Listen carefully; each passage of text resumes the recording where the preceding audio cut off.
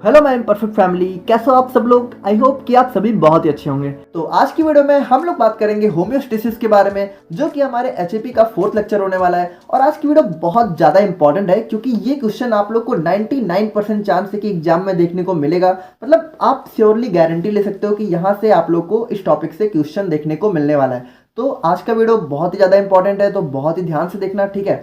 और टॉपिक थोड़ा नया है तो हम लोग इसको बहुत ही आराम से समझते हुए चलेंगे।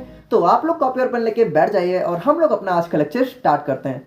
तो बात करें अगर हम लोग होम्योस्टेसिस की, तो अगर इसको हम लोग समझना चाहें तो देखो ये यहाँ पे दो वर्ड से मिलकर बना हुआ है। पहला है हमारा होम्यो और दूसरा है हमारा स्टेसिस। तो देखो यहाँ पे जो होम्यो वर्ड है इसका मतलब होता है सेम और स्टेसिस का मतलब होता है स्टेट। तो अगर होम्योस्टेसिस को हम लोग सिंपली समझना चाहें तो ये हमारी बॉडी की एक एबिलिटी होती है जिससे हमारी बॉडी का जो इंटरनल एनवायरनमेंट होता है, ठीक है, वो यहाँ पे कांस्टेंट बना रहता है, ठीक है, यानी कि वो यहाँ पे सेम स्टेट में बरकरार रहता है। अब देखो यहाँ पे इंटरनल और एक्सटर्नल एनवायरनमेंट को हम लोग थोड़ा सा समझ लेते हैं ताकि आप लोग को चीज़ें और ज़्यादा क्लियर हो जाए। तो देखो एक होता है हमारा यहाँ पे एक्सटर्नल एनवायरनमेंट और दूसरा होता है हमारा यहाँ पे इंटरनल एनवायरनमेंट। तो अगर इसको नाम से ही हम लोग समझना चाहें तो इंटरनल का मतलब क्या होता है अंदर का, और एक्सटर्नल का मतलब क्या होता है बाहर का। तो यार देखो इंटरनल एनवायरनमेंट क्या होता है, हमारी बॉडी के अंदर जो भी चीजें हैं, लाइक हमारे बॉडी का टेम्परेचर हो गया, पीएच हो गया, ठीक है, एसिड बेस लेवल हो गया। और एक्सटर्नल एनवायरनमेंट क्या है कि हमारी जो मतलब हमारे आसपास का जो वातावरण है, ठीक है, यानी कि हमारा वेदर हो गया, ठीक है, और जो भी चेंजेस हो रहे हैं तो वो हमारा यहाँ पे एक्सटर्नल एनवायरनमेंट हो गया। तो देखो क्या होता है कि अगर हमारे एक्सटर्नल एनवायरनमेंट में कोई चीज़ें होती हैं, ठीक है, चेंज होती हैं, तो उसका इफेक्ट हमारे इंटरनल एनवायरनमेंट में भी पड़ता है। अब इसको आप लोग इस तरह समझ सकते हो कि देखो जब मौसम चेंज होता है तो अक्सर लोगों को यहाँ पे बुखार हो जाता है, ठीक है। तो ऐसा क्यों होता है, क्योंकि जो हमारा एक्सटर्नल एनवायरनमेंट होता है, ठीक है, उसकी वजह से हमारा इंटरनल एनवायरनमेंट यानी हमारे बॉडी की जो अंदर की कंडीशंस हैं वो यहाँ पे इफेक्ट होती हैं, ठीक है। तो होम्योस्टेसिस क्या होता है, सिंपली ये एक मैकेनिज्म होता है जिसकी वजह से जो हमारे बॉडी का इंटरनल एनवायरनमेंट होता है, ठीक है, यानी कि हमारे बॉडी की अंदर की जो कंडीशंस होती है वो यहाँ पे कांस्टेंट लेवल पे मेंटेन रहती हैं। यानी बाहर अगर कुछ चेंजेस भी हो रहे हैं तो उसकी वजह से हमारी बॉडी पे बहुत ज्यादा यहाँ पे इफेक्ट नहीं पड़ता है। अब देखो इसको अगर आप लोग समझना चाहो तो आप लोगों ने कभी सोचा है कि गर्मी के मौसम में हमें इतना ज्यादा पसीना क्यों आता है। वहीं हम लोग बात करें ठंडी की, तो ठंडी में तो यार हमें कभी कोई पसीना नहीं आता है। तो देखो ऐसा इसलिए होता है क्योंकि देखो क्या होता है कि गर्मी के मौसम में जो हमारा बाहर का इन्वायरमेंट होता है, यानी बाहर का जो हमारा एटमॉस्फेयर होता है, वातावरण होता है, तो आप लोग को पता है कि यार गर्मी में कभी कभी टेम्परेचर यहाँ पे 40 डिग्री, ठीक है, 45 डिग्री तक चला जाता है। लेकिन हमारे बॉडी का जो इंटरनल टेम्परेचर होता है वो कितना होता है, 37 डिग्री सेल्सियस होता है कि नहीं। अगर आप लोग को नहीं पता है तो जान लो, ठीक है। तो यहाँ पे क्या होता है कि देखो अगर बाहर का टेम्परेचर यहाँ पे 40-45 है और अंदर का यहाँ पे 37 है, तो यार इसकी वजह से हमारे अंदर का टेम्परेचर भी तो बढ़ेगा। अब ये क्या होगा कि ये हमारा 37 से बढ़ते बढ़ते यहाँ पे 40-45 तक पहुँच जाएगा। तो उसकी वजह से क्या होगा कि यार हमारी बॉडी के अंदर बहुत सारी प्रॉब्लम्स हो सकती हैं। तो अब यहाँ पे क्या होगा कि बॉडी यहाँ पे अपने टेम्परेचर को 37 डिग्री मेंटेन करने के लिए क्या करेगी, यहाँ पे स्वेट रिलीज करेगी, ठीक है। और उसी की वजह से यहाँ पे गर्मियों के मौसम में हमें पसीना आता है, जिसकी वजह से हमारी बॉडी का जो इंटरनल टेम्परेचर है वो यहाँ पे 37 डिग्री पे मेंटेन रहता है, ठीक है।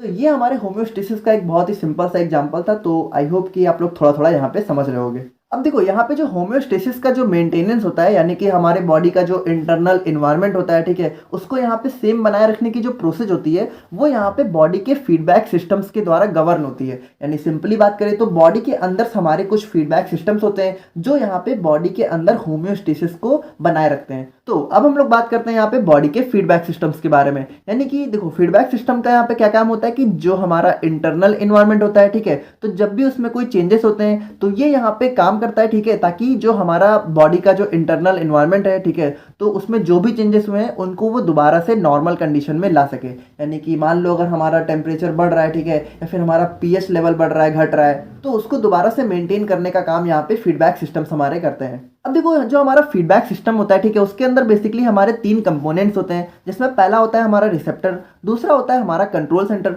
और तीसरा होता है हमारा इफेक्टर। अब देखो इसको हम लोग थोड़ा सा सिंपली अगर समझें तो रिसेप्टर यहाँ पे क्या होता है कि जैसे मान लो अगर हमें कोई प्रॉब्लम हुई, ठीक है, यानी हमारी बॉडी के अंदर कुछ चेंजेस आ रहे हैं, तो यहाँ पे रिसेप्टर क्या करता है, रिसेप्टर उसको डिटेक्ट करता है। डिटेक्ट का मतलब क्या होता है कि यहाँ पे कोई भी अगर चेंजेस हैं, ठीक है, कोई भी प्रॉब्लम हो रही है तो सबसे पहले उसको पता करने का काम कौन करता है, रिसेप्टर, ठीक है। फिर रिसेप्टर यहाँ पे क्या करता है, पहले जो है हमारी प्रॉब्लम को पता करता है, फिर यहाँ पे कंट्रोल सेंटर के पास जो है इनपुट भेज देता है, यानी कंट्रोल सेंटर को यहाँ पे जाके बताता है कि हमारी बॉडी में कुछ प्रॉब्लम आई है। अब कंट्रोल सेंटर क्या करता है कि कंट्रोल सेंटर यहाँ पे अपना जो है कमांड जनरेट करता है, किसको, इफेक्टर को। यानी कि मान लो हमारी बॉडी के अंदर कोई प्रॉब्लम हुई है, ठीक है, तो सबसे पहले उसको जो है पता करने का काम करेगा रिसेप्टर, फिर रिसेप्टर यहाँ पे भेजेगा कंट्रोल सेंटर, फिर उसको ठीक करने का काम यहाँ पे करेगा इफेक्टर, और इफेक्टर को कमांड कौन देगा ठीक करने के लिए, कंट्रोल सेंटर। और इफेक्टर यहाँ पे क्या करेगा, जो हमारी प्रॉब्लम है, ठीक है, तो जिस भी वजह से हमारी प्रॉब्लम हुई है उसको यहाँ पे ठीक करने का काम करेगा। तो इसी को हम लोग यहाँ पे थोड़ा सा देख लेते हैं। जैसे हमारा रिसेप्टर क्या होता है, ये हमारी बॉडी का कोई स्ट्रक्चर होता है, ठीक है, जो भी हमारे बॉडी के इंटरनल एनवायरनमेंट में चेंजेस होते हैं उनको यहाँ पे डिटेक्ट करने का काम करता है। और कंट्रोल सेंटर क्या होता है, ये हमारी बॉडी के अंदर जो भी चेंजेस होते हैं तो उसमें यहाँ पे पहले रिसेप्टर से इनपुट को रिसीव करता है, फिर यहाँ पे आउटपुट जनरेट करता है, किसको, इफेक्टर को, ठीक है, in the form of nerve impulse, hormones and other chemical signals. यानी कि जो आउटपुट होता है, ठीक है, कंट्रोल सेंटर जो इफेक्टर को देता है वो यहाँ पे नर्व इम्पल्स के फॉर्म में हो सकते हैं, हार्मोन्स के फॉर्म में हो सकते हैं, या फिर केमिकल सिग्नल्स के फॉर्म में हो सकते हैं। अब देखो आप लोग ज़्यादा कंफ्यूज मत हो, हम लोग इसको यहाँ पे सिंपली थोड़ा सा देख लेते हैं। देखो क्या है कि मान लो अगर बॉडी में हमारी कोई प्रॉब्लम हुई, ठीक है, तो उसको पता करने का काम यहाँ पे किसने किया, रिसेप्टर ने, ठीक है। फिर रिसेप्टर ने क्या किया, यहाँ पे बताया किसको, जाके यहाँ पे कंट्रोल सेंटर को, ठीक है, कंट्रोल सेंटर को इसने जो है जाके प्रॉब्लम को बताया, और प्रॉब्लम को बताने को हम लोग क्या कहते हैं, इनपुट, ठीक है। तो इनपुट भेजा किसको, कंट्रोल सेंटर को। फिर कंट्रोल सेंटर ने क्या किया, उस प्रॉब्लम को दूर करने के लिए यहाँ पे आउटपुट जनरेट किया, और आउटपुट किसको भेजा, इफेक्टर को। अब इफेक्टर यहाँ पे क्या करेगा, जो भी हमारी प्रॉब्लम है, ठीक है, यानी बॉडी के अंदर इंटरनल इन्वायरमेंट में जो भी चेंजेस हुए हैं उसको यहाँ पे ठीक करने का काम करेगा।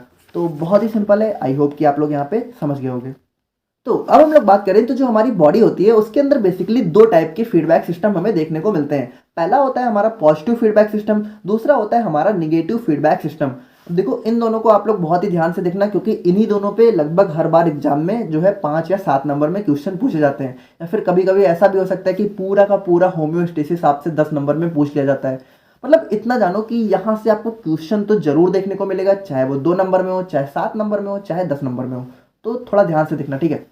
तो बात करें हम लोग यहाँ पे निगेटिव फीडबैक सिस्टम के बारे में, तो जैसा यहाँ पे इसका नाम ही है निगेटिव, तो यहाँ पे इसका काम क्या होता है कि मान लो हमारी बॉडी के अंदर जो भी चेंजेस हुए हैं, ठीक है, तो ये उसको जो है रिवर्स या फिर कम करने का काम करता है। देखो अब इसको आप लोग इस तरह समझो कि जैसे ये यहाँ पे क्या करता है, रिवर्स का मतलब क्या होता है, रिवर्स का मतलब होता है उल्टा करना, यानी, और डिक्रीज मतलब कम, यानी कि जो भी प्रॉब्लम होती है उसको यहाँ पे कम करने का काम करता है, या फिर उसको जो है उल्टा करके सही करने का काम करता है। अब इसको आप लोग इस तरह समझ सकते हो कि अगर मान लो हमारी बॉडी के अंदर टेम्परेचर बढ़ रहा है, ठीक है, 37 डिग्री से टेम्परेचर बढ़ रहा है, तो ये क्या करेगा, उसको कम करेगा। और अगर टेम्परेचर घट रहा है 37 डिग्री से, तो ये क्या करेगा, उसको बढ़ाएगा, ठीक है। तो मतलब आप लोग समझ रहे हो ना कि बिल्कुल उल्टा काम करेगा।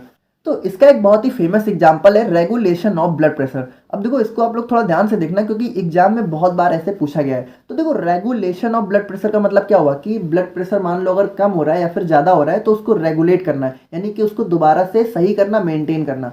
तो देखो हम लोग यहाँ पे जो है स्टेप बाय स्टेप देखते हुए चलते हैं कि कैसे यहाँ पे अपना निगेटिव फीडबैक सिस्टम काम करता है, कि अगर हमारा ब्लड प्रेशर यहाँ पे बढ़ रहा है तो कैसे उसको यहाँ पे जो है दोबारा से कम करके सही करने का काम करता है। तो देखो यहाँ पे सबसे पहले क्या होता है, सबसे पहले स्टेप में होता है हमारा स्टिमुलस। अब देखो स्टिमुलस क्या होता है, स्टिमुलस हमारी वो चीज़ होती है जिसकी वजह से प्रॉब्लम जनरेट हो रही है, यानी बॉडी का जो इंटरनल एनवायरनमेंट है उसमें जो भी चेंजेस आते हैं तो वो किस वजह से आ रहे हैं, तो वो होता है हमारा स्टिमुलस। अब देखो यहाँ पे ब्लड प्रेशर अगर इंक्रीज कर रहा है तो उसका स्टिमुलस क्या है, इंक्रीज इन हार्ट रेट। यानी कि मान लो आप लोग ऐसे समझो कि आप लोग बहुत ज़्यादा दौड़ के आए हो, ठीक है, और आपकी हार्ट रेट बहुत ज़्यादा बढ़ गई है, ठीक है, तो वहाँ पे उसकी वजह से क्या हुआ, हमारा ब्लड प्रेशर इंक्रीज होने लगा। तो देखो यहाँ पे प्रॉब्लम हमारी क्या है कि ब्लड प्रेशर यहाँ पे इंक्रीज हो रहा है, और हो किस वजह से रहा है, क्योंकि हमारा हार्ट रेट यहाँ पे बढ़ रहा है। तो स्टिमुलस क्या होता है, जिसकी वजह से प्रॉब्लम होती है। तो जैसा कि हम लोगों ने देखा था, सबसे पहले यहाँ पे क्या होगा, रिसेप्टर यहाँ पे जो है प्रॉब्लम को डिटेक्ट करेगा, यानी प्रॉब्लम को पहचानेगा। तो देखो यहाँ पे जो हमारा ब्लड प्रेशर होता है उसके केस में हमारा बैरो रिसेप्टर होता है, ठीक है। तो बैरो रिसेप्टर क्या होता है, वो यहाँ पे एक्टिवेट हो जाता है और यहाँ पे जो है कंट्रोल सेंटर को इनपुट भेजता है in the form of nerve impulse. तो देखो नर्व इम्पल्स हमारे एक फॉर्म ऑफ सिग्नलिंग होते हैं, ठीक है। तो जैसे हम लोग यहाँ पे बोल के बातें करते हैं, उसी तरीके से जो हमारी बॉडी के अंदर अगर कुछ भी सिग्नल भेजना होता है तो वो हमारा नर्व इम्पल्स के फॉर्म में भेजा जाता है, ठीक है।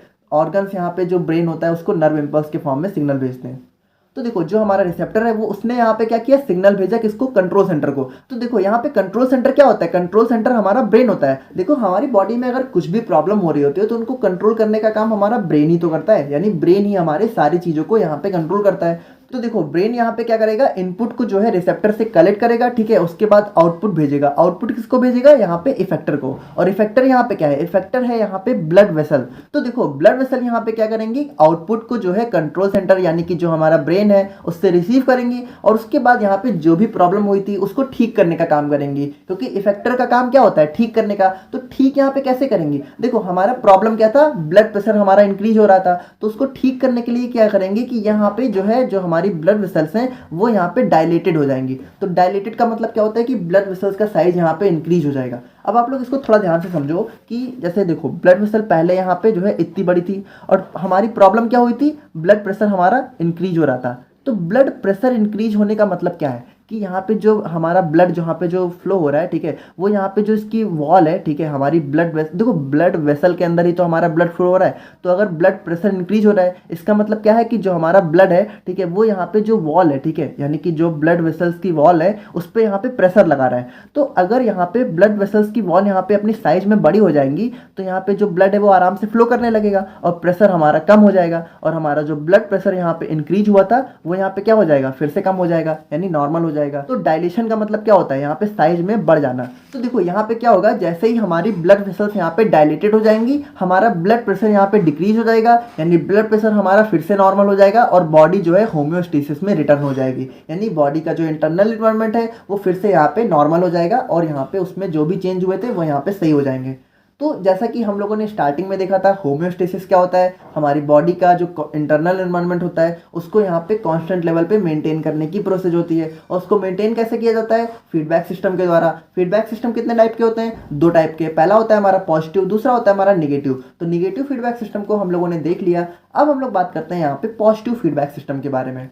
तो बात करें हम लोग यहाँ पे पॉजिटिव फीडबैक सिस्टम के बारे में, तो जैसा निगेटिव में क्या था, निगेटिव जैसा यहाँ पे उल्टा काम कर रहा था, यानी कि जो प्रॉब्लम हो रही थी, ठीक है, उसको यहाँ पे डिक्रीज करने का काम कर रहा था। तो पॉजिटिव फीडबैक सिस्टम क्या करेगा कि इंटरनल इन्वायरमेंट में अगर कोई चेंजेस हो रहे हैं तो उसको यहाँ पे बढ़ाने का काम करेगा। तो देखो यार यहाँ पे आप लोग थोड़ा कंफ्यूज मत होना, आप लोग ये मत सोचना कि बॉडी के अंदर अगर कोई प्रॉब्लम हो रही है तो ये उसको बढ़ा देगा। देखो यहाँ पे हर बार जो चेंजेस होते हैं वो प्रॉब्लम नहीं होती है, कभी कभी प्रॉब्लम को ठीक करने के लिए भी हमारी बॉडी में चेंजेस होते हैं, ठीक है। तो इसको अभी हम लोग जब एग्जाम्पल देखेंगे तो काफ़ी अच्छे से हमें समझ में आ जाएगा। तो बस आप लोग इतना समझो कि पॉजिटिव फीडबैक सिस्टम क्या करता है कि अगर कोई चेंजेस हो रहे हैं, ठीक है, तो उसको यहाँ पे और बढ़ा देता है, ठीक है। तो अभी इसको एग्जाम्पल से देखते हैं तो आप लोग को समझ में आ जाएगा।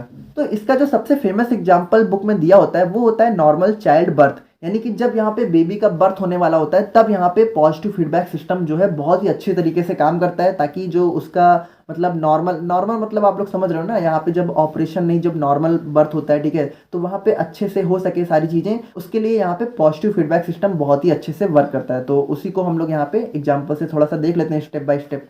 तो देखो जब यहाँ पे बेबी का बर्थ होने वाला होता है तो सबसे पहले क्या होता है, लेबर पेन स्टार्ट होता है। तो लेबर पेन स्टार्ट होने की वजह से क्या होता है कि मदर की जो यूट्रस वॉल होती है, ठीक है, वो यहाँ पे कॉन्ट्रैक्ट होने लगती है, और कॉन्ट्रैक्ट होने की वजह से क्या होता है कि जो बेबी का हेड होता है या फिर जो बॉडी होती है वो यहाँ पे सार्विक्स की तरफ फोर्स होने लगती है, यानी कि वो यहाँ पे सार्विक्स की तरफ मूव होने लगती है। तो उसकी वजह से देखो क्या होता है, स्टिमुलस हमारा, देखो स्टिमुलस यहाँ पे क्या होता था कि जिसकी वजह से यहाँ पे इंटरनल एनवायरनमेंट में चेंजेस हो रहे होते हैं, तो इसकी वजह से क्या होगा कि जो सार्विक्स है वो यहाँ पे स्ट्रेच होने लगेगा, ठीक है। तो अब यहाँ पे पॉजिटिव फीडबैक सिस्टम का काम क्या है, इसको और स्ट्रेच करना। तो सबसे पहले जो रिसेप्टर है वो यहाँ पे क्या करेगा कि जो भी चेंजेस हो रहे हैं उसको यहाँ पे डिटेक्ट करेगा। अब देखो यहाँ पे जो रिसेप्टर होते हैं वो होते हैं स्ट्रेच सेंसिटिव नर्व सेल्स। देखो यहाँ पे जैसे चेंजेस होते हैं वैसा ही यहाँ पे रिसेप्टर होता है। वहाँ पे देखो क्या हो रहा था, ब्लड प्रेशर यहाँ पे इंक्रीज हो रहा था, तो वहाँ पे रिसेप्टर क्या था, बैरो रिसेप्टर, और यहाँ पे क्या हो रहा है, स्ट्रेचिंग हो रही है, तो यहाँ पे रिसेप्टर कौन है, स्ट्रेच सेंसिटिव नर्व सेल्स, ठीक है। तो ये यहाँ पे क्या करेंगे, यहाँ पे इनपुट को जो है कंट्रोल सेंटर को भेजेंगे in the form of nerve impulse, जैसा कि हम लोगों ने देखा था।